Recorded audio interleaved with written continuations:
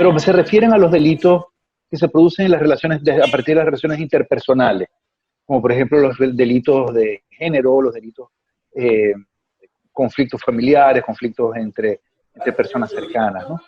Y que en una época se llamaban delitos pasionales. Eh, Sí. Ellos terminan siendo la punta del iceberg de problemas que están escondiéndose en el sistema por debajo, ¿no? Claro, cuando uno va a ver cada caso, cada historia, uno se consigue conflictos que son de naturaleza psicológica, eh, pero en el fondo lo que es el sustrato común a todo ese proceso es la crisis económica. Una crisis económica que no ha terminado, que se va a agudizar en el 2021, se va a agudizar en el 2022, y ya en el 2023 veremos qué pasa. Pero, ¿y la crisis económica por qué? Porque la crisis económica, la gente lo ve como, si tú lo ves en lo mínimo que es que tu salario no te alcanza, pues no habría razón por la cual eso debería generar delito, pero realmente que la crisis económica tiene un impacto en las expectativas de las personas. La gente se hace una imagen de sí misma, dice, cuando tenga plata me voy a divorciar, cuando tenga plata voy a tener esto, ¿por qué me casé con este tipo que no me da lo que yo necesito? Tengo deudas, aquí las deudas son un pan importante de cada día, la gente no habla muchas de ellas, pero mucha gente está endeudada, está todo el tema de los chulqueros y está todo el tema de las deudas formales. Hay un aumento de los delitos en el Ecuador en términos generales. Nosotros lo predimos en el 2015, dijimos en el 2016 va a comenzar una égida de delitos, van a comenzar por robo, los robos serán más violentos y después pasarán a delitos de lo que en Ecuador se llaman aquí se les llama violencia, aquí hay un nombre, violencia criminal se le llama.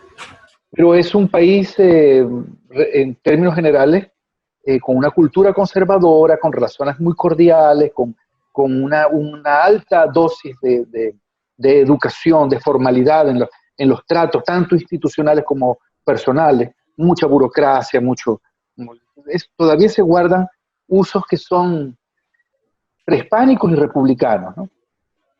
Y de repente eso queda impactado por el hecho de que Ecuador esta vez por segunda oportunidad pierde no el tren, eh, eh, se tiene que bajar del tren de la modernidad por segunda vez. El primer tren de la modernidad lo vivió en los años 70, y ese tren permitió una expansión inédita para este país de sus carreteras, de sus instituciones, del poder del Estado, del poder de las Fuerzas Armadas, la consolidación de la policía. Y eso en el 2000 se vino todo al piso con todos los corralitos y la sucretización, la dolarización, quiero decir, la desucretización, que es realmente el problema. El problema no es la dolarización, sino la desucretización. El proceso de arrancar el sucre del país fue lo que realmente le dolió a la gente. Y luego vino unos altos precios de los commodities petroleros durante el gobierno de Correa, que el correísmo llama la década ganada, que genera, no es que da dinero, no es que da bienestar económico, es que genera expectativas. En la teoría criminológica funcionalista se establece que hay delitos, hay tendencia a producirse delitos cuando la movilidad vertical se pierde. ¿Qué es la movilidad vertical? Es la capacidad que tiene una persona de ascender dentro de la escala social. Entonces, si tú tienes 10 años diciendo, lo voy a lograr, voy a subir, voy a tener un préstamo, voy a comprar una casa en el campo, voy a hacer una inversión en tal cosa, y de repente no solamente no tienes, sino que apenas puedes vivir, no es que no tienes plata, es que pierdes el estatus que habías construido, el estatus con el que te habías casado, el estatus, son 15 años de vida que de repente se deshacen. El tipo de amistades que tenías, el tipo de colegios al que enviabas a tus hijos, entran a colegios que además están agolpados porque las escuelas públicas están y los colegios públicos no cabe la gente. Entonces no es que pasas de la educación privada a la pública, es que pasas de una educación que todavía sigue siendo elitesca y para pequeños grupos, a una educación cada vez más masificada y más difícil de controlar, donde hay violencia, además. Entonces todos esos quiebres van generando nuevas relaciones, nuevas sets de oportunidades. Algunas de esas oportunidades son oportunidades delictivas, oportunidades que uno no consideraba antes, pues uno las considera. Un estudiante se graduaba, como yo doy clase en la Facultad de Derecho, se graduaba de Derecho y pensaba, bueno, por lo menos tendré algunos pasitos y con eso me haría alguna platita y con eso comenzaré algo. Hoy no creo que ningún estudiante sepa que al graduarse de Derecho va a trabajar, no lo creo. Es muy improbable que trabaje. Entonces, ¿qué se pierde en el caso de los jóvenes? Pues la idea de futuro. ¿Qué le roba la crisis a la gente? Su futuro. Si yo tenía un futuro, ya no tengo ese futuro. Y entonces la gente se va otra vez. Y está pasando la migración. Y la migración es una manera de revelar que el país no está, que los ciudadanos están conformes con el país. Porque no se producen las alternativas necesarias, ni se percibe que las alternativas vayan a ser buenas en el mediano plazo, porque la gente tendría paciencia y diría, bueno, esto va a pasar. Pero realmente mucha gente está diciendo, esto no va a pasar, vamos a entrar en una crisis, nos vamos. Eso, por supuesto, genera impotencia. La impotencia se expresa en quiebres de las relaciones sociales y se produce un aumento de la criminalidad en las relaciones interpersonales, de la criminalidad y de la violencia en términos generales, no solamente la delictiva, en las relaciones interpersonales. Y por supuesto eso también se desplaza a la calle. La policía se hace menos capaz de manejar una masa más grande de delitos o de intentos de delitos. La policía también, los policías también están viviendo la misma crisis como ciudadanos. Y bueno, el país se hace más vulnerable. Claro, o sea, lo que entiendo es que haber vivido la época del correísmo imaginando que íbamos a tener un futuro y que todo iba a mejorar, porque fue un sueño muy bien vendido, ¿no? Tanto así que nos daban como que ciertos rasgos de que, oh, sí tuve trabajo, o sea, pero luego viene otro gobierno que es parte de ese mismo gobierno y entonces se desata una crisis total y también viene una pandemia, entonces se desestabiliza totalmente la situación económica, lo de los hospitales, las muertes, o sea, un desastre. Entonces, lo que entiendo es que el no tener un futuro, el ya ver que no existe, entonces vamos, ya no importa nada, o sea, más o menos es así. ¿No? No importa nada y esto viene lo que ya nosotros estamos viendo, ¿no? De un tipo que tiene una familia, los envenena, luego se suicida, o sea, ya el código moral que al menos se establecía por algún momento, o sea, desaparece, pero ¿cómo desaparece? O sea, simplemente el hecho de que no haya o no tengamos vislumbrado un futuro hace que totalmente desaparezca, o sea, desaparezca lo que siempre hemos creído, ¿no? El respeto a los demás. Sí, no es una causa, pero sí es un factor muy importante. O sea, porque la gente puede manejar sus respuestas. La gente tiene cultura y con la cultura y con sus herramientas éticas puede manejar las respuestas y por eso mucha gente no entra en la lógica. Pero lamentablemente en la criminología sabemos que el impacto delictivo no es un impacto masivo en la población, es un impacto de un pedacito de personas. De hecho, en la ley de concentración del delito de quien fue mi maestro, David Weisburg, decía que con un 4% de los microterritorios delictivos de un conglomerado urbano, afecta a cerca entre el 40 y el 60% de los delitos que se producen en un conglomerado urbano. Y esa relación estadística se repite en casi todas partes.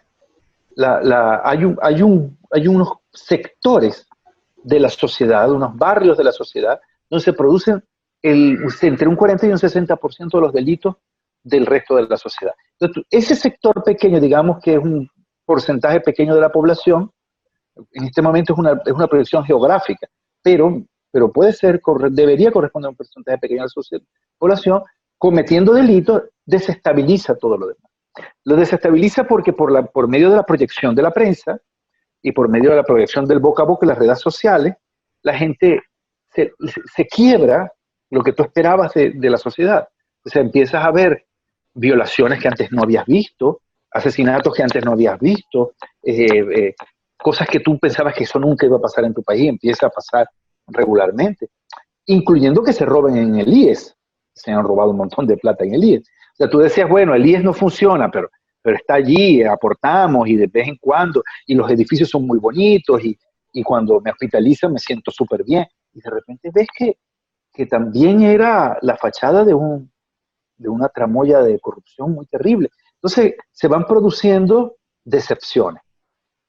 Eso en psicología social se llama desesperanza aprendida. Tú tienes una imaginación de las cosas, sientes que vas a operar conociendo, este es el mapa, voy a operar este mundo, y de repente, ¡pum!, ya no te da, todo se rompe, todo se desaparece. Te tienes que refugiar, porque ya no sabes qué hacer, porque estás frustrado, ¿eh? Has aprendido a intentar una y otra vez, y eso es lo que va a vivir más, cada vez más el Ecuador ahora, va a aprender a vivir una y otra vez acciones que no dan los resultados esperados. Es interesante lo que dice, porque, por ejemplo, se está viendo, y en Primicias, que es un periódico virtual, hicieron una investigación, pusieron la figura del iceberg, la punta, todo. Y debajo, o sea, lo profundo que el ecuatoriano no ve, se menciona que existe la pobreza, la desigualdad, ¿no?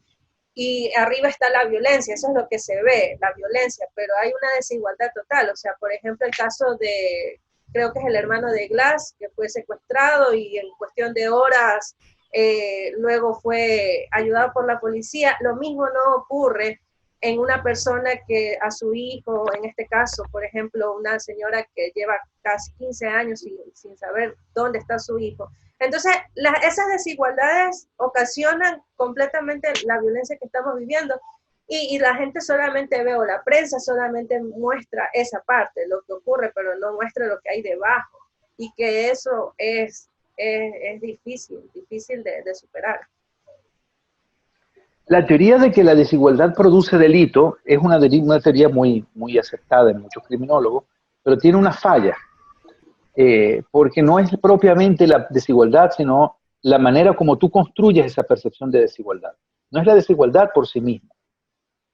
Chile es un país muy seguro y es un país de los más desiguales de América Latina.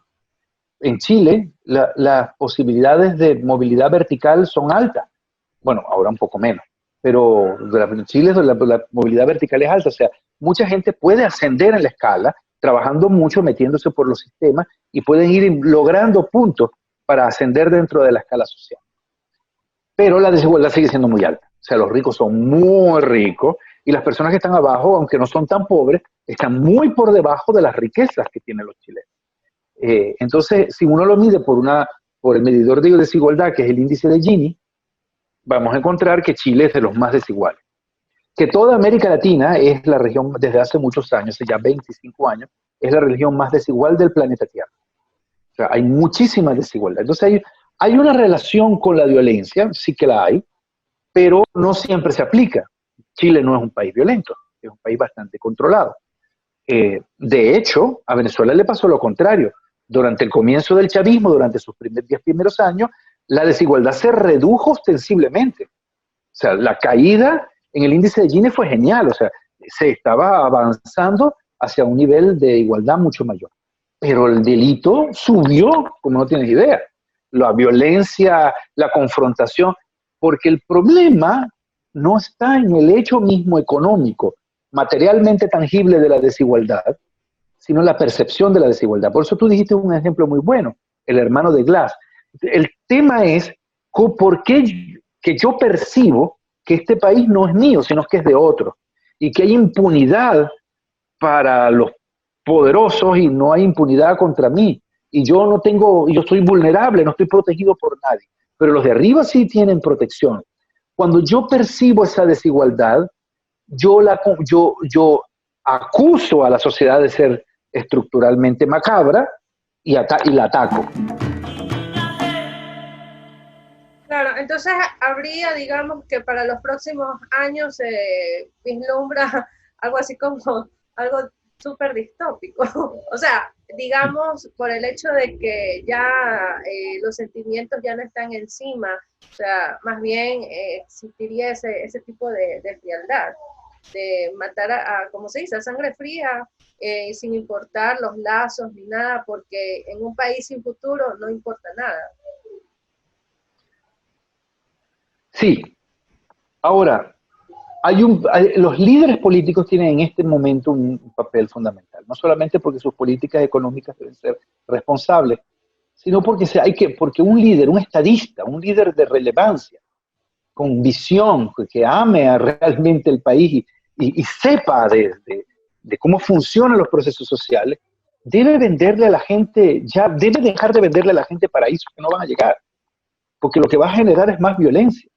Tiene que empezar a venderle a la gente un periodo de transición, un periodo en el que debemos tener paciencia, un plan, ajustarnos a ese plan, algo que nos permita decir, quizás hemos cometido errores, pero bueno, vamos a enmendar el camino. Y este va a ser el camino que vamos a tener. Todo el mundo está tratando de conseguir votos diciendo yo les voy a sacar a ustedes del agujero. Y la verdad es que lo que se tiene que llamar a la gente es a entender que este es un proceso de mucho dolor y que se prepare para el dolor, pero para resembrar. Y que en las crisis está la base de toda oportunidad para el desarrollo, para surgir hacia adelante. No hay ninguna nación del planeta que haya despertado al desarrollo sin haber pasado por una crisis radical. Yo no digo que Ecuador tenga todas sus oportunidades quebradas y quemadas, no. Ecuador tiene montones de oportunidades maravillosas y no tienen que ver con el aumento del precio de los commodities, y han sembrado mucho. Pero hay que concentrarse en lo sembrado y no esperar que venga de vuelta la lluvia de oro. Lo que ven. Así es. Bueno, gracias, profe, de verdad le agradezco mucho.